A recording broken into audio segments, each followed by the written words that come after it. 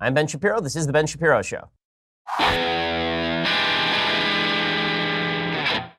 So I just want to clarify something. The phrase mano-e-mano doesn't actually mean man versus man. It means hand to hand, okay? So that wasn't a sexist comment that they went mano-e-mano. That's actually what it means. So if you idiots start saying that was a sexist comment, it's just because you're stupid and you don't know anything about foreign languages.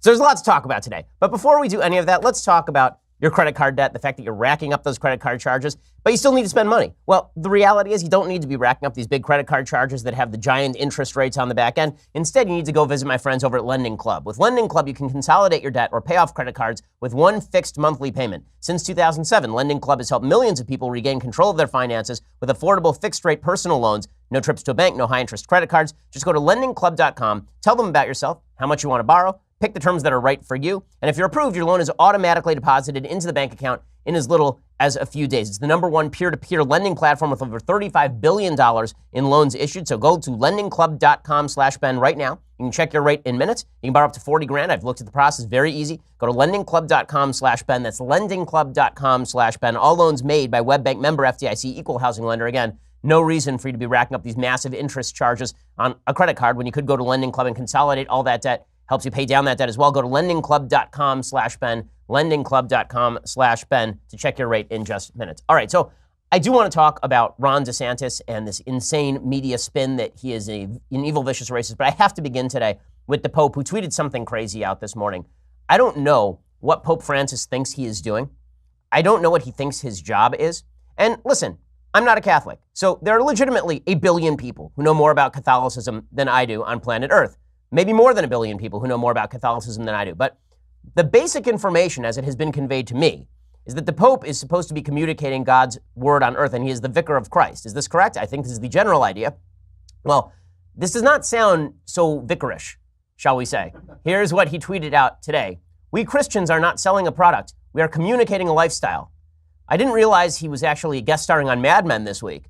But when Pope Francis says things like, we Christians are not selling a product, we are communicating a lifestyle, he might want to think a little bit about the lifestyle that he and the church have been communicating in the last few weeks. You know, the lifestyle that says that a Catholic Cardinal Theodore McCarrick, can basically run around stooping seminarians and he's not going to do anything about it. That Cardinal McCarrick can molest children, and apparently that means that he should be put back in a position of public importance. And that when other cardinals approach the Pope basically chastises them for it. And there's an awful, awful story that was out today about how the Pope basically dealt with the McCarrick situation. And apparently he made some sort of joke about McCarrick being in the clutches of the devil. This is an article from LifeSite News back in July. Apparently McCormick gave a speech. Let's see.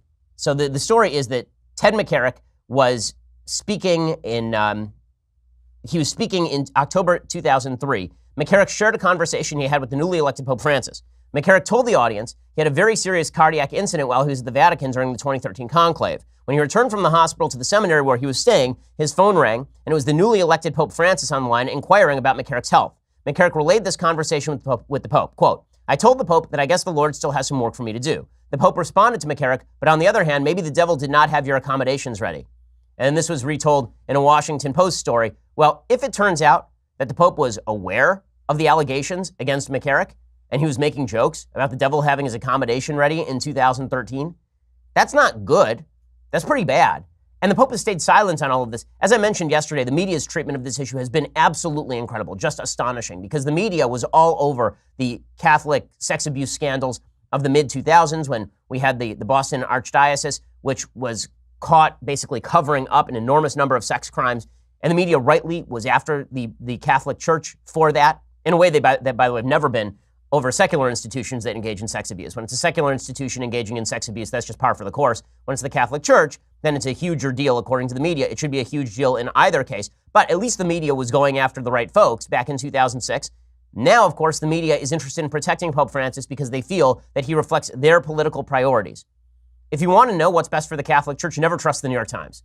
The New York Times is a pretty good indicator of exactly what the Catholic Church should not be doing. Because you know what the New York Times editorial board would love more than anything else? For all Catholics to stop being Catholic. They would like to see the Catholic Church utterly destroyed, just as they would like to see Protestant churches destroyed, just as they would like to see Orthodox Judaism destroyed. The secular media has an extraordinary bias against religious institutions that they see as being restrictive and repressive of individual freedoms, particularly on issues of sexuality. So if they are upholding a particular pope, it's a fair bet that that pope is not a friend to traditional Catholic doctrine. And it's certainly fair to say that the pope's activities over the last several months here are creating a serious possibility of a schism within the Catholic Church. I mean, there's a serious possibility here that you could actually see a serious break in the Catholic Church for the first time in half a millennium. That's not really an exaggeration. I'm hearing from a lot of Catholic friends. I'm not even talking about people who are politically conservative. I have a lot of Catholic friends who are saying that this is making them seriously doubt the ability of this pope to continue in his current job. And there's no impeachment procedure for popes. He's there until he decides to step down. So it's a real problem. And the fact that the pope is tweeting out these nonsensical nostrums from Cosmo magazine just demonstrates that he never was fit for the job. I mean, listen, there are those of us who have been very critical of Pope Francis since day one, because it's very clear that Pope Francis had a certain political spin, a Marxist spin, on his own version of Catholic doctrine. And as somebody who doesn't have a dog in the fight, other than I think the Catholic Church is a deeply important institution to the foundations of Western civilization, and I think that the Catholic Church's continued health is absolutely vital to the continuation of central values that perpetuate the power and glory of Western civilization, that's my stake in this. But I don't have a stake in this as a practicing Catholic because I'm not Christian. That said, when I see the Catholic Church being brought low by its own leadership on the basis of political leftism, because whether Pope Francis thinks that he has to appeal to a different crowd in order to raise the rates of conversion in poorer parts of the world, or whether he's just pandering to a leftist press, or whether he actually believes this stuff, what he is doing, it's so obviously undermining the foundations of the Catholic Church that it's pretty astonishing. Again, the New York Times is very pro-Francis because Francis was, every 5 minutes they would run a headline about Francis talking about homosexuality because he's much more to the left on homosexuality, even while still supposedly abiding by Catholic doctrine. They would never run headlines about Pope Francis on abortion, of course, where he is traditionally well within the sort of Catholic doctrine. It shows you where the press is in all this, and it shows you why there are so many Catholics who are really uncomfortable today about the leadership of the Catholic Church. It's a serious problem. Okay, so meanwhile, in the United States, we are fighting over much less serious issues because the future of the Catholic Church is a lot more important than any one election that's happening in the United States. But demonstrating more of the press's just utter incapacity to tell the truth, yesterday the press went absolutely insane over a comment by Ron DeSantis. Now, full disclosure, I know Congressman DeSantis.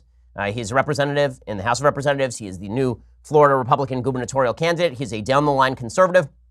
I'm friendly with Congressman DeSantis, but even were I not, this is just a bunch of crap. Basically, Ron DeSantis was on Fox News, and he was talking about his opponent, a guy named Gillum, Andrew Gillum, who's the mayor of Tallahassee, who also happens to be embroiled in an FBI investigation of the Tallahassee mayor's office. But more importantly, Andrew Gillum is a very, very left candidate. He's 39 years old. He's basically a Democratic Socialist like Alexandra Ocasio-Cortez. We'll talk in a little bit about what his victory in Florida means and how it happened. But Ron DeSantis was talking about his opponent in this race because it's basically a dead-even race. And here's what Ron DeSantis had to say.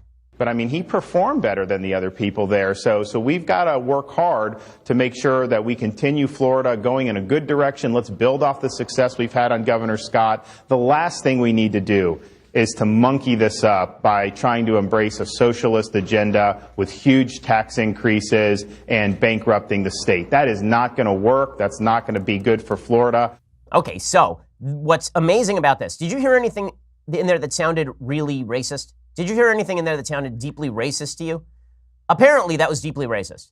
Apparently it was incredibly racist. Why? Because he used the phrase monkey this up. Now, monkey is, as used as a verb, is used routinely by all sorts of people. Here, for example, is a clip of Barack Obama using the term monkeying around.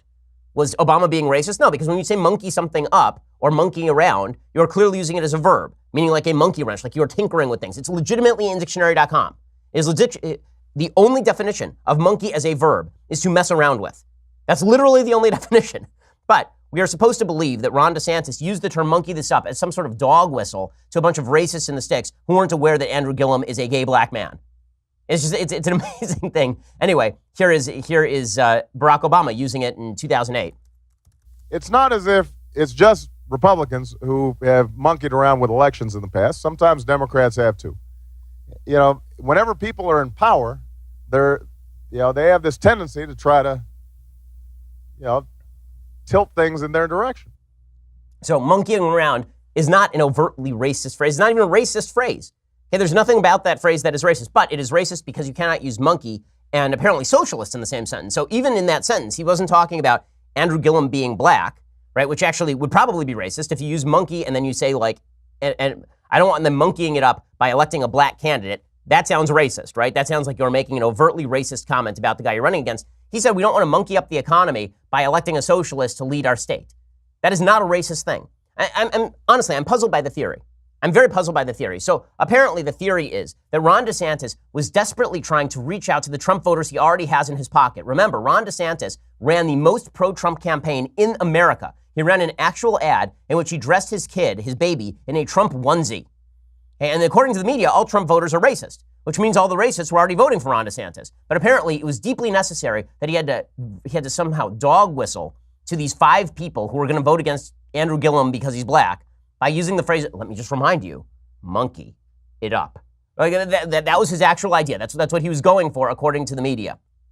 It's an amazing, amazing accusation. Again, so he was using monkey as a verb in a commonly used phrase in order to make an oblique reference to a noun in order to appeal to people who are already voting for him, thinking the media wouldn't catch on, and therefore driving an entire news cycle against him. I mean, there's some machinations that DeSantis had to go through, apparently, in order to come up with this racist dog whistle. The genius of it, the sheer genius of it, should boggle the mind. But of course, all this is a bunch of crap. I'm going to talk in a second about the backlash on all of this, and it's so dishonest. But first, let's talk about something a little bit more enjoyable. There's a new podcast out there that has an amazing story to tell. You're really going to like it. It's called Inside Jaws. It's written and hosted by Mark Ramsey, the man behind Inside Psycho and Inside the Exorcist. It is a look at the 1975 pulse-pounding hit film Jaws, the first ever summer blockbuster, and how it was made. I love the movie Jaws. If you haven't seen it, you're really missing out. It really holds up. It's a terrific, terrific film. Robert Shaw gives an all-time great performance. And this podcast is all about exactly how that movie got made. You'll follow Steven Spielberg from making of his first 8mm Western as a young Boy Scout to the rocky production and groundbreaking release of a movie that changed the film industry forever. I mean, folks legitimately thought that Jaws was going to bankrupt the studio because it was so expensive, and instead it ended up being one of the biggest hits of all time. Listen today by subscribing to Inside Jaws on Apple Podcasts or heading over to Wondery.fm/InsideJaws, or you can listen to the first 4 episodes ad-free by signing up for Wondery Plus at Wondery.com/plus. That's WONDERY.com/PLUS. Wondery.fm/InsideJaws or Wondery.com/plus. Go subscribe to Inside Jaws today. It really is enjoyable. It's really a lot of fun, particularly in the summer months. So the media are not satisfied with simply suggesting that Ron DeSantis is an evil Republican. He's a racist for using a term that is commonly used politically, like all the time. In fact, Andrew Gillum himself, the Tallahassee Democrat, has said in the past that his opponents were like monkeys on his back. So it turns out there are lots of ways to use the word monkey without actually making a racially charged reference designed to elicit a certain response from the evil racists who supposedly make up your base. But that's not going to stop the Democrats from jumping on this in fully dishonest fashion. They did the same thing, by the way, to Mitt Romney. Back in 2006, Mitt Romney suggested that the big dig in Boston, which I was there for this, they were digging a tunnel and the drill got stuck. It cost them billions of dollars, and he suggested the project was a tar baby, meaning that the project was costing money, and you'd spend the money, and then you'd have to spend more money on it. And people pointed out that the phrase tar baby has a racist history going back to like the Brer Rabbit tales of the 19th century, and suddenly it was that Mitt Romney was making some sort of veiled racist reference about a tunnel project. That's what Mitt Romney was doing. I remember they did the same thing to George Allen in Virginia. There's an Indian guy who was following his campaign at the behest of his senatorial opponent. And the Indian guy following his campaign, not like Native American, like India, from India. And George Allen said something like, oh, you see this guy following our campaign around? I know his name is like macaca or something. And then it turned out that macaca was a Portuguese slur for black person. And so people said, well, his use of the term macaca was directed at the Indian guy who's making a racist reference to a random reporter in the back of the room in order to gin up the base in Virginia. And it basically caused George Allen to lose the election. I mean, George Allen legitimately lost a senatorial election on the basis of this.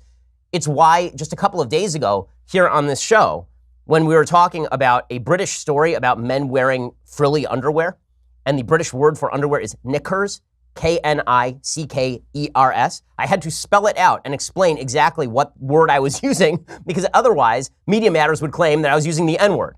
Right? In 1999, there was a guy in the mayor's office in Washington, D.C. who used the word niggardly. Niggardly means stingy. Okay, it has nothing to do with the N-word. The guy was fired for using that word back in 1999. So this is the part of the DeSantis thing that's so incredible, is that, the assumption here is that he was using the term monkey this up, knowing that the climate is such that it would completely destroy his candidacy, or at least harm his candidacy, specifically to appeal to 5 people who are already going to vote for him because they voted for Trump, which, according to the media, means they're racists. Yes, I'm sure that the Yale grad and the Harvard Law grad is secretly a deep racist who is attempting to use a Southern strategy in a state he is likely to win already. Yeah, I'm sure that's exactly what he was going for, but that's what the media decide to push out. So here is Andrew Gillam's response. He says, of course, this isn't just a racist dog whistle. It's a bullhorn. It's a bullhorn, which seems, discriminatory against male cattle. But who am I to say? Well, in the handbook of Donald Trump, they no longer do whistle calls. They're now using full bullhorns. And that was a bullhorn? And what I've got to say about that is that we've got to make sure that we stay focused, I think, on the issues that confront everyday people. That was a bullhorn? My goodness. I mean, I think it would be fair to say that the president of the United States has used more of this dog whistling than Ron DeSantis. Like, I think the Charlottesville thing was really egregious. I think, several full episodes on the Charlottesville incident with the president of the United States. But to claim that the phrase monkey this up with reference to socialism destroying the economy is some sort of racist dog whistle or racist bullhorn. You want to know how you got Trump? I know we use this phrase too much, but it's something that the left needs to understand. The reason that Trump is president of the United States is because you cried wolf too many times. You keep saying that every Republican who ever makes any reference to something that has nothing to do with race is actually making a covert racist reference and using Richard Nixon's 1972 Southern strategy. This is the case you're making. You claimed that Mitt Romney was a racist. Mitt Romney. You claimed that John McCain was a racist. John McCain. Right? You claimed all these people were racist. Now you're claiming Ron DeSantis is a racist. You cried wolf so many times over a dog whistle that it turns out that when there are actual dog whistles, no one pays attention to you anymore. Because basically, here's what you do, right? Donald Trump says something that's actually bad, and you guys go, well, that's a dog whistle. And we go, you mean like Mitt Romney was a dog whistle? And you're like, well, yeah, but no. It's like, well, okay, so which were you lying then or you lying now? Which one is it? And the answer, of course, is that they were lying then. I mean, that's the real answer. But here's an MSNBC panel slamming Ron DeSantis. Of course, Jen Rubin, the in-house conservative at the Washington Post. You can't see me right now. I'm making scare quotes with my fingers. Yes, Jen Rubin, the in-house conservative, so conservative that she is now to the left of Bill Maher on many issues. Here she is on MSNBC explaining that DeSantis is a vicious racist with no evidence, of course. DeSantis is a Trumpite. He fans racial hatred. He fans fear of immigrants. And that, I think, is going to come out in the campaign because that's what these guys do, and they can't help themselves. I think that it was clearly racist. I mean, look, the remark didn't even make any sense. It wasn't a rational argument or response to the conversation at hand. What? He was literally talking about a socialist messing up the economy. And then he used the phrase, monkey this up, as opposed to muck this up or screw this up or F this up, right? Like, what? But this is how the media is going to play this. DeSantis is obviously irritated by this. He dismissed the racism charge. He says this is just ridiculous. And of course, he's right. It has zero to do with race, Sean. It has everything to do with whether we want Florida to continue to go in a good direction, building off the success, or do we want to turn to left-wing socialist policies, which will absolutely devastate our state. Okay, the Washington Post, however, was not buying this. The Washington Post suggests that it is absolutely true that this is a racist statement. This is legitimately written in a newspaper, right? In a major newspaper in the United States. Quote, comparing black people, particularly tall, athletically built black men like Gillum to monkeys, apes, or primates is one of the oldest stereotypes in history. No one did that. He didn't even use the word monkey as a noun. Like that, what?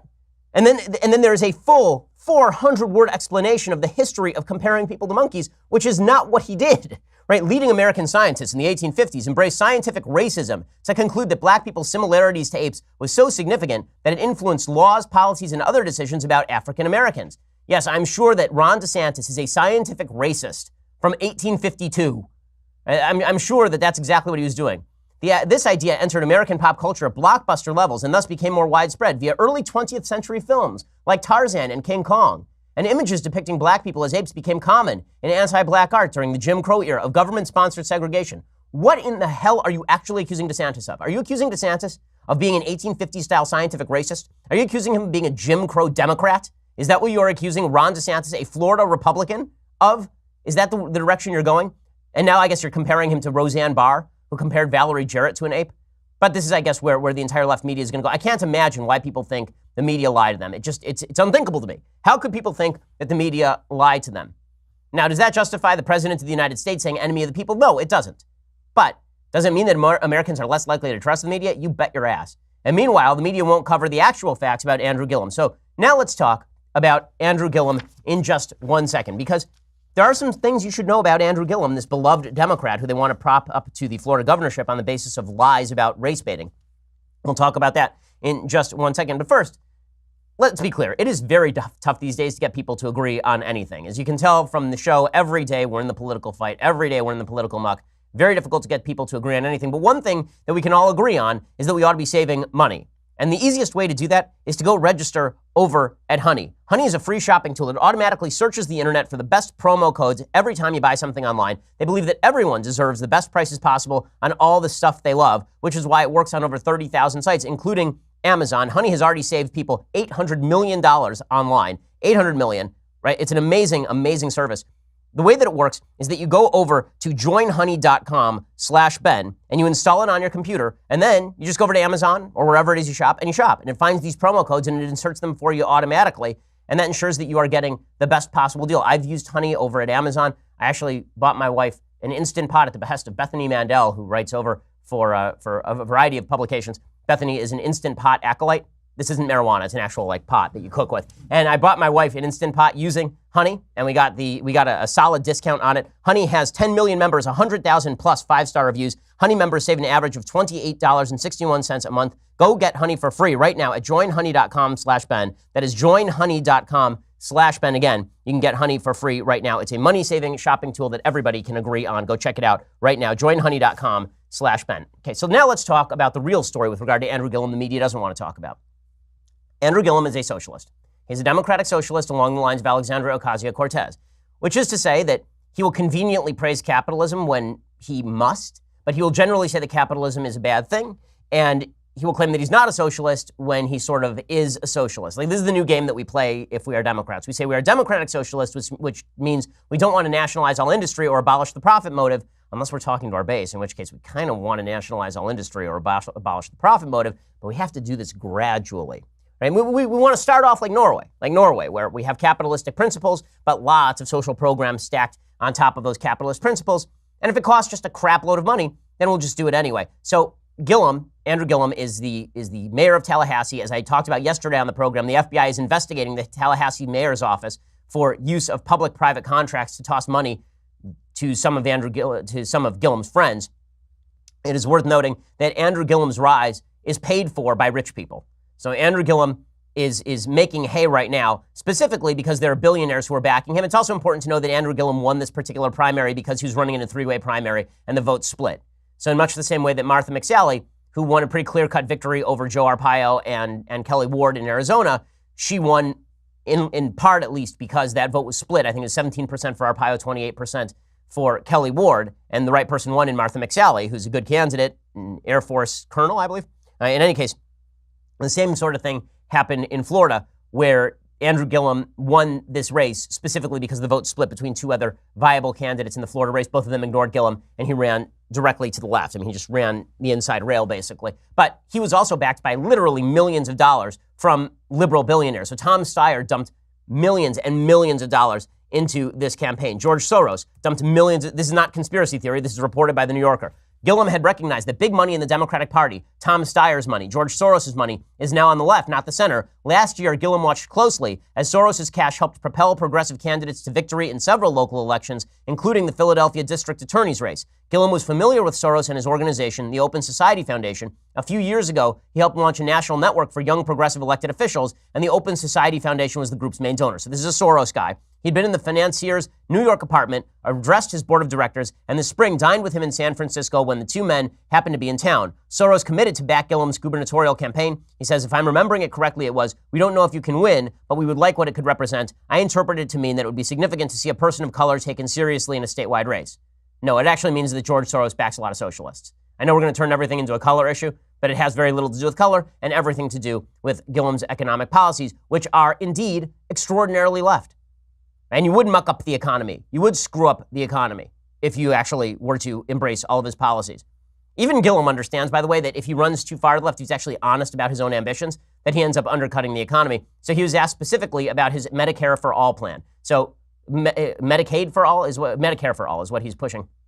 Just like Bernie Sanders, just like Alexander Ocasio-Cortez. Sure, it's going to cost a minimum of $32 trillion, tripling the federal budget over the next 10 years.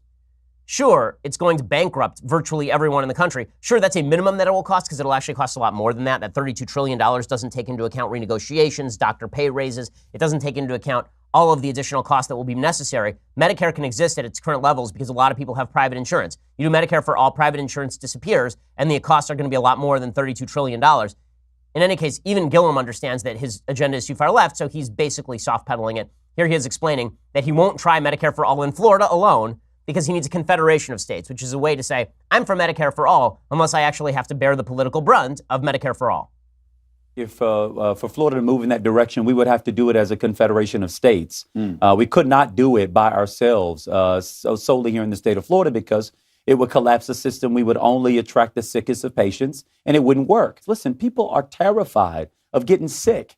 They're terrified of getting sick because if they get sick, they can't go to work. And if they can't go to work, they can't earn a wage. If they paycheck away from poverty if they get sick.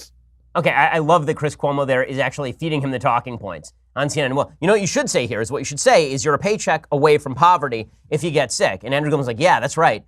Yeah, I'm sure that's exactly how Chris Cuomo coaches Republicans through interviews as well. CNN, your objective news network. I love that Andrew Gillum there basically explains the rationale for why Medicare won't work at any level. He says all it will do is attract all the sick people who will then overtax the system, and then you're going to have to pay for it somehow. So we'll do it, just not in Florida when I'm governor. So we should do it, but we won't do it because it'll be expensive and it'll bankrupt the system, but we should do it. Right? Yeah, I can't imagine why folks are looking at this as a fantasy candidacy, but it's very easy to promise things that will never come to fruition. Gillum then says, I'm not a socialist. When he's called on all this stuff, he says, don't worry, I'm not a socialist. I'm just a Democrat. I'm just a Democrat. Yeah, well, I mean, it shouldn't surprise you. It doesn't surprise me that the president is, again, creating fairy tales on his Twitter feed. He's done that quite a bit. You do not describe to being a socialist. No, I'm a Democrat. I ran as a Democrat. I am a Democrat. And frankly, the values that I hold, I think, are consistent with the values of the Democratic Party. In fact, I think they are the values shared by the majority of Floridians. Now, what I do love about this the most is that there's no follow-up question from Chuck Todd at MSNBC. Okay, so tell me the difference between a Democrat and a socialist. Remember, they actually asked Nancy Pelosi that question. She couldn't answer it. What's the difference between a Democratic Socialist and a socialist? What's the difference between the Democratic platform and a Democratic Socialist platform? And the Democrats won't answer it. So this is just fudging their way out of the fact that their policies are completely out of left field. But Gillum is going to run a strong race now based on a media that wishes to push him to victory. We'll see how successfully the media can do all of that. The irony of all this, of course, is that because of this push to the left that's been happening, at least in part thanks to a left-wing media that loves this kind of stuff, other candidates are also seeing a rise. One of those candidates, delightfully enough, is Cynthia Nixon. So Cynthia Nixon, the former Sex and the City star, whose political background consists entirely of being the least likable member of a cast that included Sarah Jessica Parker. She is going to she's running against Chris's brother, Andrew, and they've been in a running gun battle, Andrew and Chris, for stupidest Cuomo brother. Chris occasionally takes the lead, but then Andrew sort of surges, and we'll see that even on today's show. Right? So what you see there is that Chris Cuomo actually made a strong showing. He broke out of the gate real fast, but we'll see in a second that Andrew Cuomo really makes a secretariat-like pull away at the end here of the show. We'll get to that in just a second, but first, you're going to have to go over to dailywire.com and subscribe. For $9.99 a month, you can get a subscription to dailywire.com. You get the rest of my show, the rest of Andrew Klavan's show, the rest of Michael Knowles' show, if that's something that you're into. Also, you can be part of our mailbag, which we are doing tomorrow. So you send in all your questions, and I answer them for you, and I make your life inestimably better in every possible respect. Also, if you want the annual subscription, then for $99 a year, you can get all of those glories, plus the Leftist Tears hot or cold tumbler direct from God to you. It is just spectacular in every possible way. The Leftist Tears hot or cold tumbler. You will enjoy it. It is also cheaper than the monthly subscription, so go check that out right now. When you do, then you also get our Sunday special. If you go to the YouTube page or our iTunes page and you subscribe, we have Sunday special. Our Sunday special this week is with Professor Ed Fazer, who is a theologian and philosopher, specifically with regard to sort of the traditional proofs of God's existence. So it's very deep stuff that we did on the Sunday special. We have a bunch of upcoming guests who are great as well. Christina Hoff Sommers is coming up. Andrew Klavan actually is going to stop by for an hour. So we have a bunch of great guests who are coming up. Go subscribe right now. We always appreciate it. We are the largest, fastest growing conservative podcast in the nation.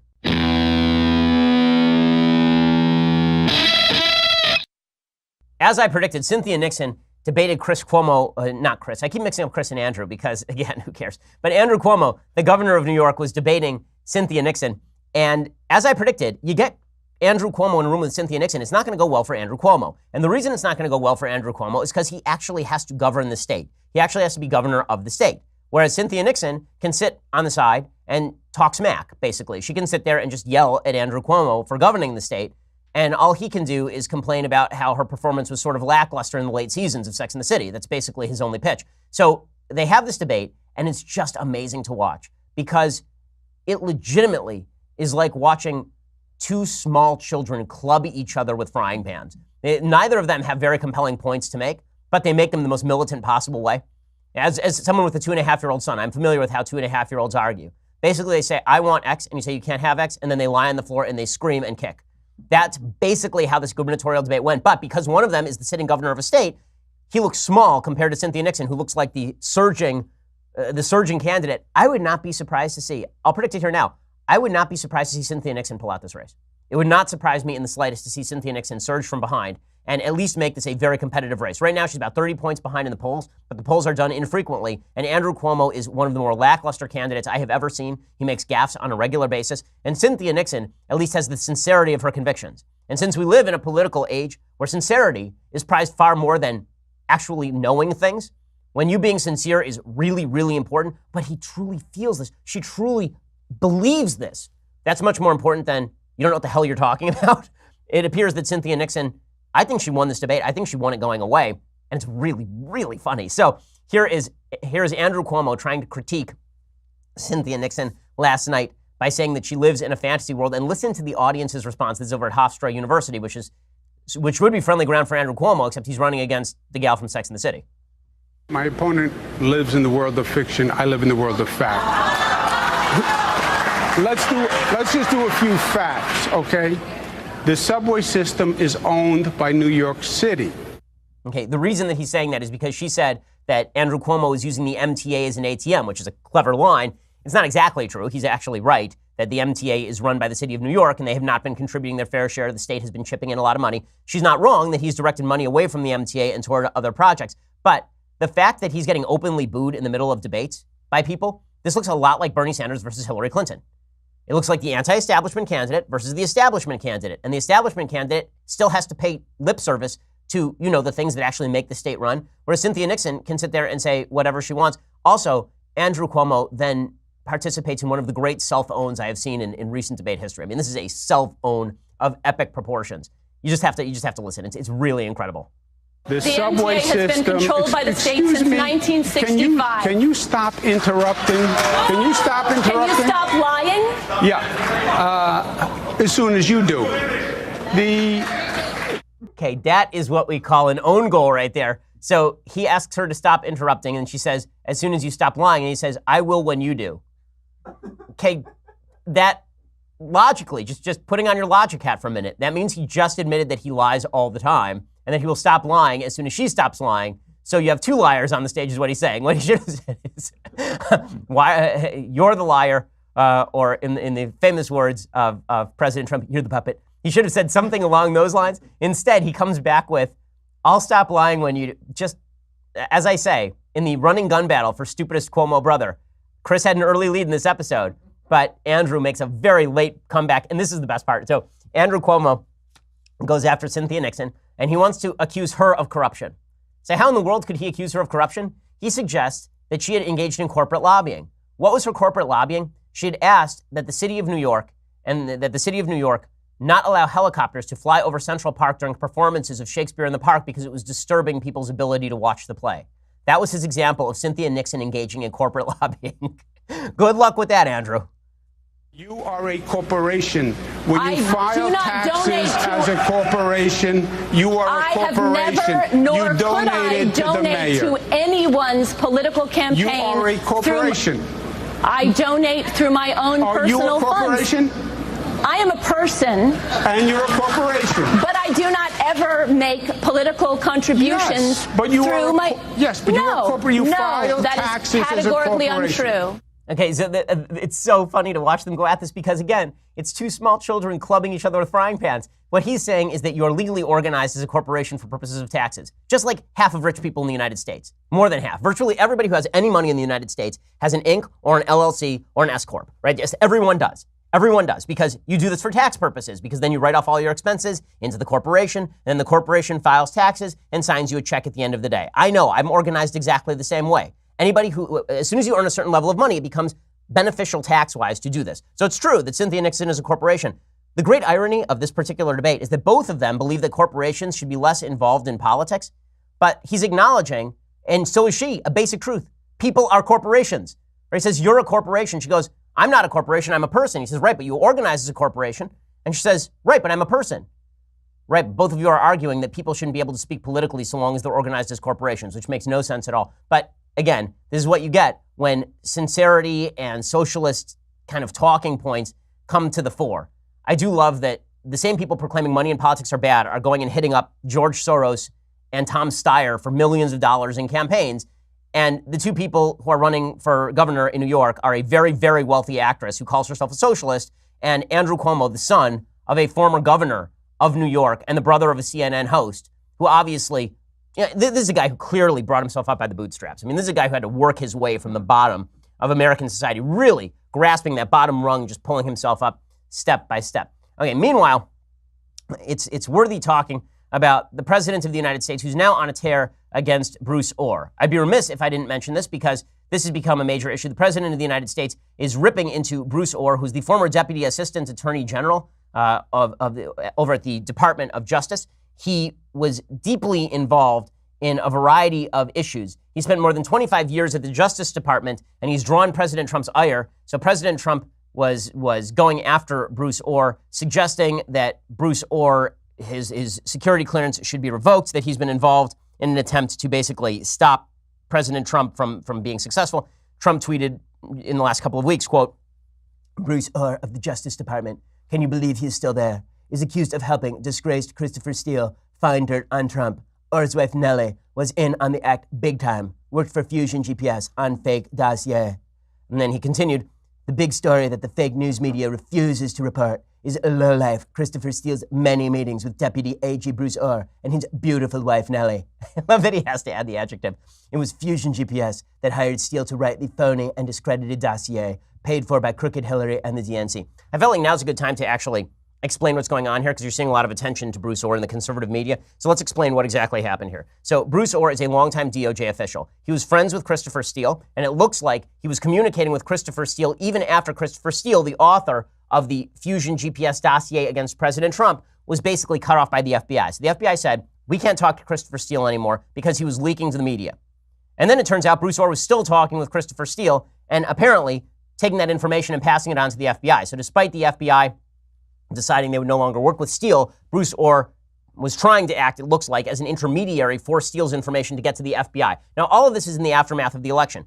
There are two accusations that are being made. One of them has some evidentiary support. One of them has not a lot of evidentiary support. The one that has some evidentiary support is the idea that Bruce Orr, whose wife Nellie does work for Fusion GPS, there's a whole nexus here. Nellie works for Fusion GPS, and Bruce works for the DOJ, and Bruce is friends with Christopher Steele. Nellie hired Christopher Steele to, at least in part, come up with this Fusion GPS dossier. He then met with Bruce Orr, was funneling him information, or was funneling that to the FBI. The accusation one is being made that all of this information is what led to the continuation of the Mueller investigation and to the wiretap on Carter Page, that all of this led to the FISA application against Carter Page, that the Fusion GPS dossier was used as the basis for the FISA application against Carter Page, and that it never should have been, and it was being basically treated corruptly by Bruce Orr because he wanted to get President Trump. There is some evidence of that, although I will again note that the actual FISA application has a full footnote at the bottom of the application that specifically talks to the court about how this is an Oppo research piece of dossier that was handed by Hillary Clinton's campaign to the DOJ and the FBI. So it's not entirely true that the court had no idea that this was a piece of Oppo research and to take it with a grain of salt. What it really does raise is the question of how easily the FISA court actually gives out warrants for wiretapping people. I think it more goes to a systemic problem. That's accusation number one. Accusation number two is the one that I haven't seen the dots fully connected on, and I try to be as objective as I can in my assessment of which dots have been connected so far. The dots that are trying to be connected is what a lot of Trump's fans are trying to do is basically get to the point where they can claim that the entire Mueller investigation and the Russia collusion investigation is fruit of the poisonous tree, meaning that it was initiated in bad faith by opponents of President Trump, specifically in order to stop Trump from being president, and therefore the Mueller investigation now is fruit of that poisonous tree. It is poisonous as well, and Trump would be well within his rights to fire Robert Mueller and therefore stop the investigation. That's the case they're trying to make. Now, the problem with that case is that the original investigation, according to Devin Nunes, right, who is the representative leading this particular investigation into the investigation, right? Devin Nunes is the head of the House Intelligence Committee. He says that the George Papadopoulos investigation, the investigation of a low-level foreign policy aide who worked for Trump and was communicating with what appeared to be a Russian cutout, that's what led to the investigation. So it had nothing to do with Bruce Orr. It had nothing to do with Christopher Steele. The accusation that's being made is that Bruce Orr and Christopher Steele, that's the real reason that the Mueller investigation was launched. The evidence isn't there for that yet. The best evidence they have is that Christopher Steele and Bruce Orr met on July 30th, 2016 in the middle of the campaign, and the next day, the investigation launched, but it's not clear that's what launched the investigation. Usually it takes a couple of months to actually initiate that process. So we'll have to see if that final dot is connected. If that final dot is connected, then you have the serious possibility that the entire thing was trumped up. There's a difference, by the way, between the investigation not coming up with anything and the investigation originally being trumped up for political reasons. There's a logical distinction between those two. We need to keep that in mind. So that's the story on Bruce Orr. Okay, time for some things I like, and then we'll get to some things that I hate. So, things that I like. There's a series on Netflix, I think it was actually a USA series, I guess, called The Sinner with Jessica Biel. It is dark. I mean, like really, really dark. It's pretty disturbing as well. The basic opener is that Jessica Biel is a young mother who just randomly stabs a guy on the beach. And we don't know why she stabbed the guy on the beach. She doesn't remember why she stabbed the guy on the beach. And it's really well done. Bill Pullman gives a very good performance in it as well. So here's a little bit of the preview. It is sort of what, it's Sharp Objects, I guess, on HBO. I watched the first few episodes of Sharp Objects on HBO. It is so slow that it is almost unwatchable. In fact, it's so slow that I actually did what I rarely do. I went on Wikipedia, read the end of the plot, so I would be able to skip the last 5 episodes of that show. But this is what Sharp Objects should have been, which is disturbing, but a well done sort of murder mystery. Here's a little bit of the preview.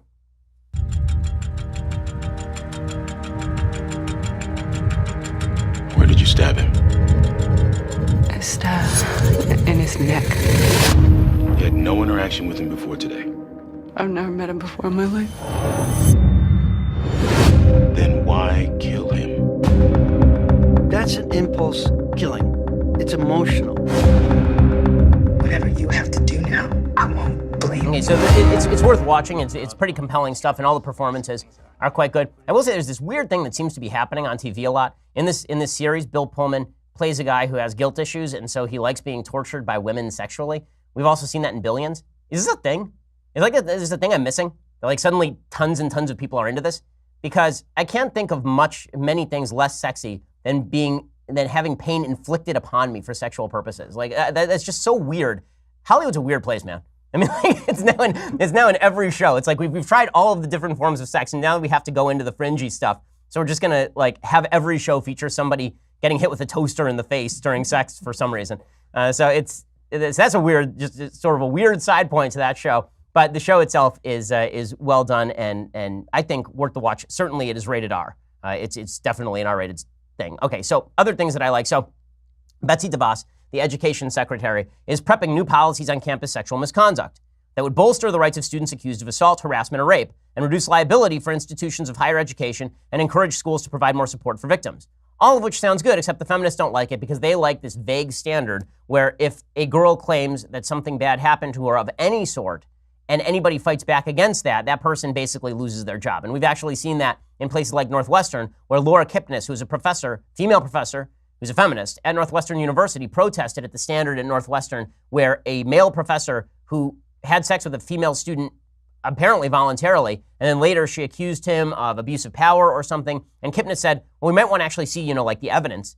She was investigated by the university for that, for even saying that. Betsy DeVos is fighting back against that as well. She should. The supposed campus rape epidemic is a bunch of nonsense. There is no campus rape epidemic. The actual Bureau of Justice Department statistics show that Christina Hoff Sommers and I talked about this. About 1 in 53 women are subjected to actual sexual assault on campus, not 1 in 4. Okay, that is an order of magnitude difference.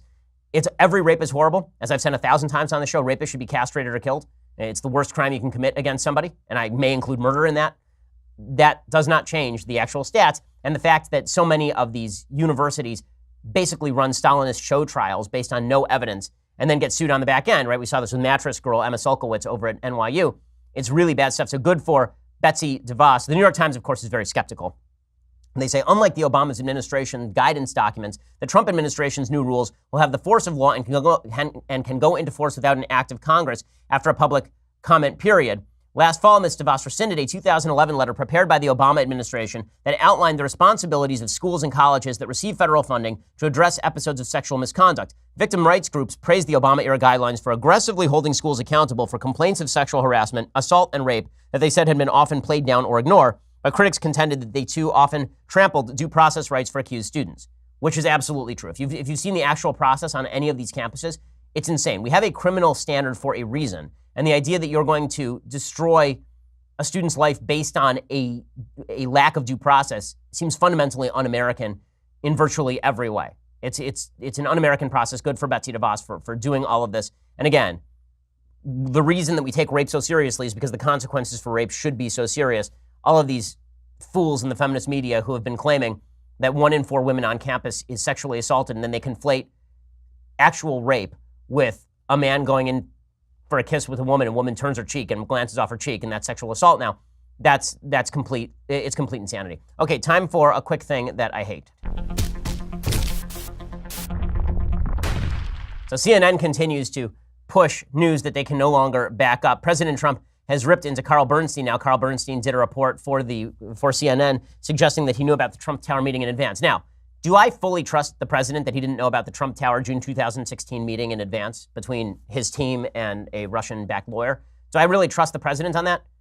Not really, because Trump says a lot of stuff that ain't true. I mean, I'm not gonna fib about that. But there's been no evidence presented to actually show that he did any of that. CNN ran this story. It turns out the story was basically provided by Lanny Davis, who's Michael Cohen's lawyer, former Clintonite, and then he retracted it. He said, well, I didn't actually have knowledge of that. So Trump tweeted out, CNN is being torn apart from within based on their being caught in a major lie and refusing to admit the mistake. Sloppy Carl Bernstein, a man who lives in the past and thinks like a degenerate fool, making up story after story, is being laughed at all over the country. Fake news. Yeah, so this is a classic Trump tweet with all of the typical hallmarks of an authentic. Right, you got the nickname Sloppy Carl Bernstein, which what did he call Steve Bannon? Was it Sloppy Steve also? Yeah. So I do think that, this is my only critique of President Trump's nicknames. He needs a broader variety of nicknames. He's actually started applying signifiers to the same people. He should have a new one for Carl Bernstein. Like, there are a lot of words in the English language, right? Little, sloppy, stupid, right? Like, let's come up with some synonyms, just for the sake of variety. He also says that he thinks like a degenerate fool. I will admit I have a certain fondness for the president using the term degenerate fool, just because, I mean, what the hell, man? This is the world we live in now. We're in the circus. We might as well enjoy the show. But Carl Bernstein has indeed refused to back down from his story, but he won't exactly explain how he knows the story is true. He's sort of betting that eventually it will come out that Trump knew about the Trump Tower meeting, because he knows that he'll face no consequences if that never comes out, because the media want that story to be true. CNN fired back at President Trump. They tweeted back, "Make no mistake, Mr. President, CNN does not lie. We report the news, and we report when people in power tell lies. CNN stands by our reporting and our reporters. There may be many fools in this story, but Carl Bernstein is not one of them." The schoolmarmish nature of CNN communications, tweeting back, "CNN does not lie, we report the news." Again, it is this insistence that drives people up a freaking wall. If they would just ignore the president and just let it sit, everybody would understand that, it ain't great that the president always says fake news about everything he doesn't like. It's not that great that he calls people degenerate fools. He's the president of the United States. Abraham Lincoln back in 1863 wasn't going around being like, "My political opponents in the press are degenerate fools." And it's just not a thing.